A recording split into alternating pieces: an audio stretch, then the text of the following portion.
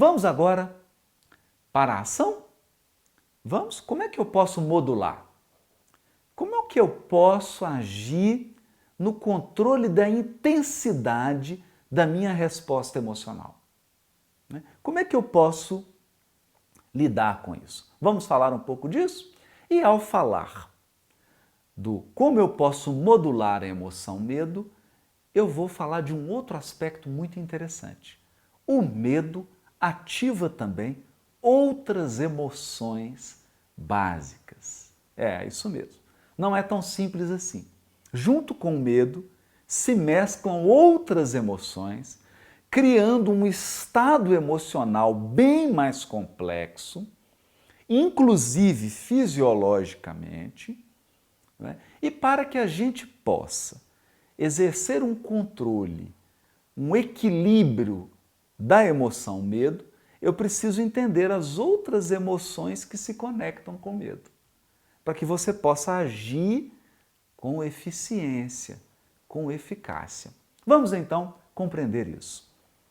Na resposta emocional chamada medo, nós temos dois tipos, agora biologicamente falando. E isso vai depender da ameaça, por incrível que pareça. Quando a ameaça está distante, não é? Então, eu tenho medo do cachorro, mas o cachorro está a 1,5 km de mim. É diferente se o cachorro está a 10 centímetros de mim, você concorda? Que um cachorro distante 1,5 km é diferente de um cachorro na minha frente? Você entendeu?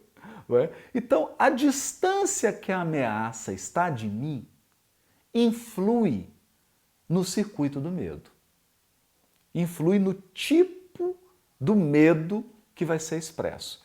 E na rede de emoções que vai se conectar ao medo. Outras emoções vão se somar, vão se conjugar com o medo. Certo? Mas não é só a distância física, não é só a distância espacial. Né? Eu tenho também a distância temporal, o tempo. Então eu posso estar com medo de uma ameaça que vai acontecer depois de amanhã. Por exemplo, você pode estar com medo de uma reunião que vai ocorrer daqui 2 dias. Entende? Então, aqui o raciocínio não é mais espacial. Não é a reunião está distante de mim 1,5 km. Eu não posso dizer isso, não é mesmo? Porque isso não tem importância nenhuma. Onde vai ser a reunião? A importância aqui é quando vai ser a reunião. Então, se a reunião está próxima, é agora a reunião, ou a reunião é daqui 2 dias, daqui 1 mês, isso afeta a resposta de medo que eu vou expressar. Não é? Outra questão, não é? A intensidade da ameaça. Da ameaça. Não é? Então, uma coisa é eu ter diante de mim um pitbull, um doberman, latindo, rosnando. Outra coisa é eu ter um poodle, latindo e rosnando. Você entende essa diferença? Quer dizer, uma coisa é eu ter um leão, outra coisa é uma barata, não é? A maneira como a ameaça é interpretada, né, se é uma ameaça grande, ou uma ameaça mediana, ou uma ameaça pequena, isso vai alterar a resposta de medo que eu tenho. Então, os pesquisadores em neurobiologia falam de medo condicionado e medo incondicionado. Então, no medo condicionado é quando a ameaça está distante, está longe, ou está menos intensa. Então, você imagina, você está com medo de uma reunião que vai acontecer daqui 1 semana. Você está com medo de um encontro que vai ter com uma pessoa daqui 3 dias. Está distante. Não é agora. Não é? Ou você está com medo de uma ameaça que é menos intensa. Não é tão intensa, é menor. Não é? ou com medo de uma ameaça que está longe mesmo, tá, né, um cachorro, mas ele está do outro lado da rua. Então esse é um medo condicionado. O que acontece com o medo condicionado? Não é? O perigo, nesse caso, ele não é iminente, ou ele não é muito forte. Então adivinha o que vai se conjugar com o medo? Outras emoções primárias. Por exemplo, a emoção antecipação. O que é a emoção antecipação? Eu vou traduzir a emoção antecipação. Ansiedade, preocupação. Você começa a ficar ansioso. Por quê? Porque você começa a conjecturar. O cachorro está do outro lado da rua. O cachorro está vindo. Ele está vindo na minha direção. Então eu começo a antecipar o acontecimento. Quando eu começo a antecipar, que emoção que isso gera? Ansiedade. Então, além do medo, junta-se a ansiedade. Percebeu? Mas agora raciocina comigo. Eu tenho uma reunião que vai ser daqui a um mês. Eu estou com medo dessa reunião. Porque para mim, essa reunião com meu chefe, com não sei quem, é uma ameaça. Eu estou interpretando essa reunião como uma ameaça. Então, qual que é a minha resposta? Medo. Mas a reunião é daqui a um mês. Então, além do medo, tem a ansiedade, a antecipação. Eu fico, como é que vai ser essa reunião? Quem vai? O que vai ser dito?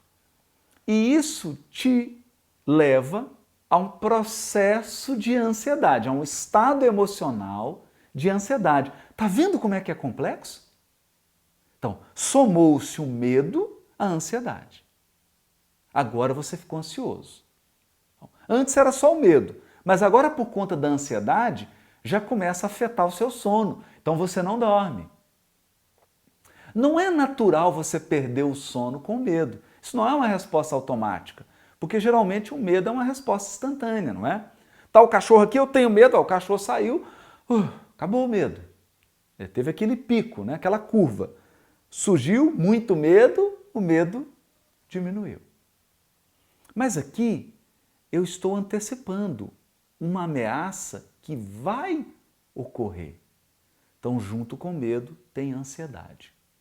O problema, aqui agora, presta atenção nisso, é que se você cria o hábito de responder de forma desproporcional ao medo, né, você cria um hábito de ficar sempre em alerta. Sempre em alerta. Porque o medo é isso. O medo te coloca em alerta. Te coloca em alerta para fugir, para lutar ou para se paralisar, para fingir de morto. Para quê? Para que você possa sobreviver, para que você possa garantir a sua integridade. Né? Então, se eu crio o hábito de ficar sempre em alerta, se tudo eu interpreto como uma ameaça, eu começo a antecipar, eu começo a ficar ansioso. Então, junta-se ao estado de alerta permanente uma ansiedade permanente.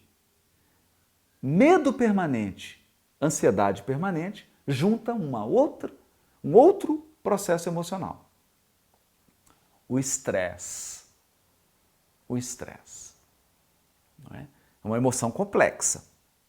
Aqui agora uma emoção complexa. Então, no estresse, você sobrecarrega a sua fisiologia, o seu sistema fisiológico. Por quê? Porque você está sempre com adrenalina, noradrenalina, cortisol. O seu organismo está sobrecarregado de substâncias que você mesmo está produzindo e colocando na corrente sanguínea. Isso afeta, a primeira coisa que vai afetar, seu sistema imunológico. Então você começa a ter uma queda imunológica. Com uma queda imunológica, você fica mais vulnerável ainda. Vulnerável a alergias, a gripes, a viroses, a infecções bacterianas, etc, etc. Vários problemas que um sistema imunológico deprimido pode acarretar. Percebeu? Então, deficiência no sistema imunológico torna você mais vulnerável. Então aqui aconteceu um efeito reverso. Porque você está num medo permanente, o medo era para te proteger e agora você ficou mais desprotegido. Percebeu? Então, o excesso de medo não te protege mais. Ele sobrecarrega o seu organismo. Ao invés de te proteger, você fica mais vulnerável. Então, muito medo do coronavírus te coloca, deprime o seu sistema imunológico e você fica, na verdade, mais vulnerável à infecção. Então, foi o contrário. Claro, por quê? Porque está excessivo. Então, você concorda que eu tenho que ir lá e mexer na intensidade? Eu preciso modular? Eu preciso agir nesse excesso do alerta, nesse excesso do estado de alerta, para que eu possa acerenar, para que eu possa alcançar um estado de serenidade. Então eu preciso trabalhar. Mas aqui não adianta só o medo, porque agora já tem também a antecipação, a ansiedade. Então eu preciso modular também o processo emocional da ansiedade. Então eu preciso reduzir a antecipação, parar de ficar preocupando, parar de ficar imaginando como vai ser, parar de tirar, né? Parar não, tirar o foco do futuro. Tirar o foco do futuro e colocar o foco no presente.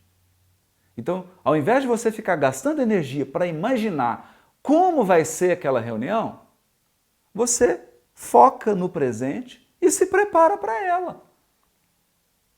Então não adianta você ficar imaginando o que vai ser, porque a maioria das coisas que você vai imaginar não vão acontecer. Então você está gastando energia à toa. Você está com foco excessivo no futuro e está gastando energia que poderia ser utilizada se preparando para a reunião no presente. E o estresse? O estresse, com tudo isso, com esse excesso de ansiedade, com esse excesso de medo, eu sobrecarreguei o meu sistema físico, meu sistema psíquico, mental, está sobrecarregado.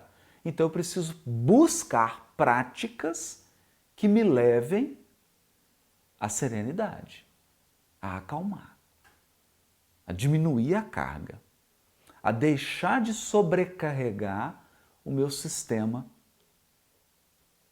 corporal, né? A minha fisiologia.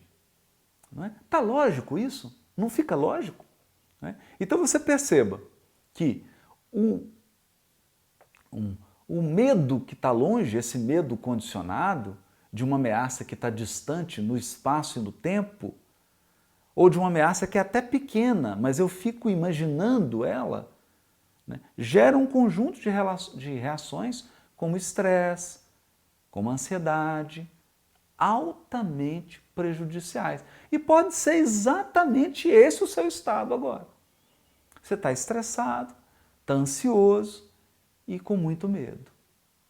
Pode ser exatamente isso. Esse é o medo condicionado. E tem o medo incondicionado. Aí a gente entende. Como é que é o incondicionado?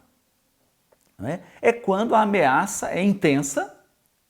Então, por exemplo, pesquisas feitas com um ratinho, com um rato, por exemplo. Eles colocavam um miado do gato muito alto. Então, quando o rato ouvia aquele miado alto, ele tinha uma reação de medo no pico, intensa, claro. Porque ele associava um miado muito alto à proximidade do gato. Então, quando você está próximo a um perigo, quando a ameaça é iminente, quando ela está muito próxima de você, por exemplo, o seu colega de trabalho contraiu o coronavírus. Uma pessoa da sua família. Então, a ameaça agora chegou pertinho de você. Ela se tornou iminente. Então, o que costuma acontecer nesses casos? A gente tem uma reação no pico do medo. Não é? E essa reação do medo, quando eu tenho que enfrentar esse medo, Aí eu vou buscar máscara, eu vou, às vezes, apresentar um comportamento exagerado em relação à ameaça, outras emoções começam a se compor com medo. Por exemplo, raiva. Porque a emoção raiva é quando eu estou diante de um obstáculo. Então, se a ameaça está muito próxima, ela também é interpretada como um obstáculo. Então, além de medo, agora eu tenho raiva. Olha. Então, na raiva, todo o seu organismo está preparado para a guerra. Então, realmente, a sobrecarga é imensa. Você pode chegar a um esgotamento físico e emocional. Pode juntar também a ansiedade, porque você fica ansioso, você fica antecipando. Passo a passo, o que vai acontecer? E agora? Esse parente pegou, qual outro que vai pegar? Então você fica antecipando uma série de acontecimentos, uma série de variáveis, e aí você fica medo, raiva, ansiedade, estresse.